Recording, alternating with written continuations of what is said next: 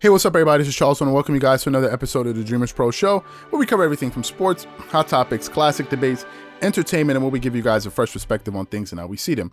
And in today's episode, the topic is, are the Clippers proving that they're a championship team? So that's the topic I want to get into in today's video. But before we get into that, I want you guys to please make sure you go ahead and hit the like button, hit the subscribe button, and hit the notification bell to be notified whenever we drop our content. Also be on the lookout for our Dreamerspro Premium community, which is launching on February 1st. And also be on the lookout for Dreamerspro.com, which will be coming up after that. Anyway, let me get into this topic here. So let's talk about the Clippers, right? I saw last night's game, and I have a lot of things that I want to say, but I'm not going to take too much of your time because I know it's Friday and y'all got better things to do than listen to me. So I understand that. So I'm going to make this thing as concise as possible. Anyway, the Clippers have had a great season so far. Let's just be honest. Given how they ended last season, given all of the question marks that they had about them going into this season, given how they started off the season playing some of the top teams in the Western Conference, they were able to come away with those wins against the Lakers and Nuggets, get some statement wins. Although they had a very poor performance against the Dallas Mavericks, but since then they've been pretty much doing their thing. They've lost one or two games here that they shouldn't have lost, like a game against the Warriors, but the Warriors have done that to the Lakers as well. So give some teams the credit. Like sometimes it happens in the NBA. Overall, though, the Clippers have been having a good season, and one of the reasons for that is obviously due to their coaching with Tyronn Lue. I said it before and I'll say it again. Tyronn Lue is a difference maker for this team as far as a coach. You can tell it's a completely different philosophy with this guy as the head coach. The team is performing at a much higher level. You see the chemistry is much better than it was before. You see guys really making a concerted effort to really become better as teammates to one another. You can see the offense is definitely changed with him implementing different triangle sets into the offense. The ball movement has just been spectacular. The player movement has been spectacular. Guys are getting clean, open looks. Everyone is sharing the ball. So that's been Ty Lue has been a major upgrade in the coaching position in my opinion. Also with the acquisition of key players, Nicholas Batum. Nicholas Batum, again, to the people that believe Nick Wright is smart because he's wearing a suit. Nick Wright said that Nicholas Batum would be a net loss for the Clippers. That's what Nick Wright said. Nick Wright, the guy that's on TV, earning hundreds of thousands or maybe millions of dollars a year, said that. Got paid money to say that foolishness. That's what he said. That's after his analysis. That's what he thought. Nicholas Batum has been a major pickup for the Clippers. I don't think anyone that has watched any Clipper game this season can dispute that. Serge Ibaka has bolstered their defense, which was a major issue that they had last season in the interior, gave them some shot blocking and athleticism at the rim. Luke Kennard is a great playmaker and great three-point shooter. I think we can all say that he's a much, much, much better ball handler than that of Landry Shamet and a much more reliable shooter from the floor. So the Clippers were really able to upgrade their IQ, their defensive prowess, because Nicholas Batum is also a great defender on the floor. Very smart guy, great playmaker.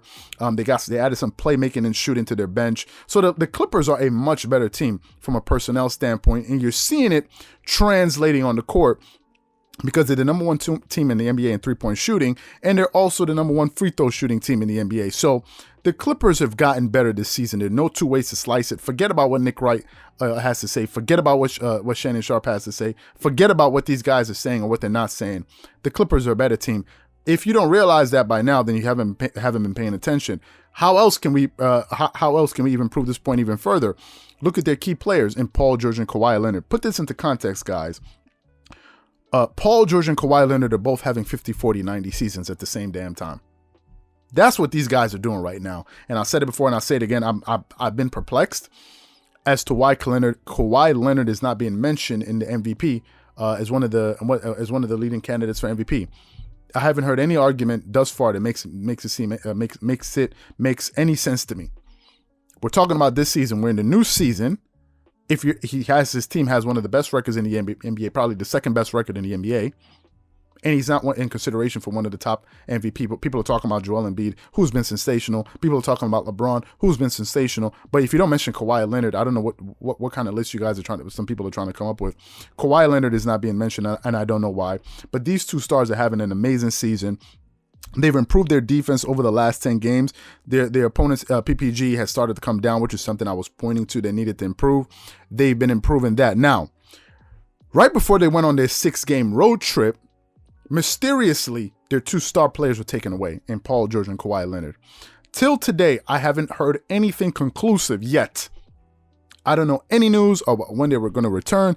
The last thing I read on ESPN.com said there was no return timetable. I have no idea why, right? So that information remains foggy to me. Starting off their road trip, they lost a very close game to the Atlanta Hawks, 108-109, which was in a very good way to start off their road trip. And I saw some things in that game that concerned me. Primarily because these guys were not able to get clean looks because they didn't have a lot of playmakers on the floor, and they couldn't get open. They didn't have enough spacing, right? And it was very difficult for that offense to manufacture shots with their 2 key players out of the lineup, right? Think about it. The Clippers are out here playing basketball games, missing 3 starters. Think about that. They're missing 3 starters. And they're still somehow able to go out here and win games. One of the reasons why I think that the Clippers is showing that they're a championship team, this season. Last night, they played a very good game against the Miami Heat, although Reggie Jackson almost lost him that game because last night he had a mental meltdown and blunder that almost cost him the game, calling a timeout when there was no timeout. Team got penalized, gave the other team a free throw for calling a timeout for not having one, and then gave them the ball. Then they got a layup with Bam Adebayo, cut the game to 3, and then he went down the court, missed one of the free throws, hit one, and then they missed the shot. So they almost blew that game.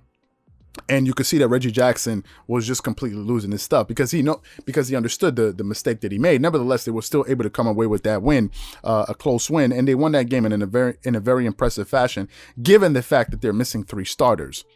To me, which was the most impressive thing. They started off that game being down, and when I looked at the first quarter of the game, I said, "Man, this team may lose this game." Right? I'm like, "Good Lord, what the hell is going on here?" But the Clippers showed that they have grit and they were willing to fight. And they fought and they did not give up. Let me tell you something, guys. Kawhi Leonard and Paul George will come back. I don't know when, but they will come back. And when they do come back, them getting wins like this without their key players is gonna boost their confidence as they continue to play games. This is gonna bode well for this team later on in the season. When guys are now having to rely on themselves and not rely on their stars and prove to themselves and the league that they can win games without 3 of their starters. That was a very impressive win. I don't care what anybody says. That was an impressive win to go into that game in Miami, playing a desperate Miami team that had lost 4 games in a row, that was desperate for a win. Same situation that happened when they played that matinee game against the Dallas Mavericks. Went into that arena, got down by like 10, 15 points, fought, came back and won that game going away at the end. Let me tell you something, that was impressive, and it's going to go a long way to building the confidence of other players that normally do not get minutes on the game. They got that normally do not get minutes on a game-to-game basis, but last night they did. There's a young Clipper player that I'm looking for here, and I cannot find him. Terrence Mann, man, is showing as a second-year player why this guy deserves to be on the court more. He played his heart out. He played well. He played with a lot of energy. He was diving after loose balls. He did a really good job running that team in that second unit, and I was really impressed by how all of those guys played. Think about it. They had 6 players yesterday in double figures. 6 players. Nicholas Batum, Terrence Mann, Serge Ibaka got him a double-double with 10 and 13.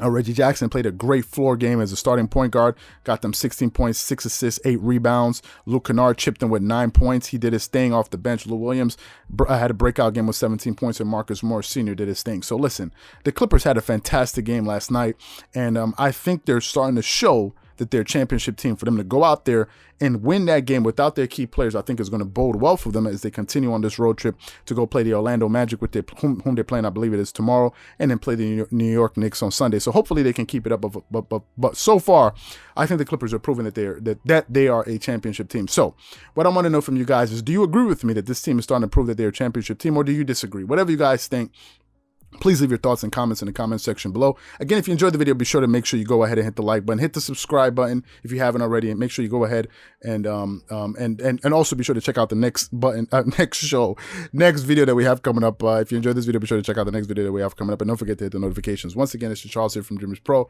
wishing you guys an amazing day and catch you guys on the next episode. Peace.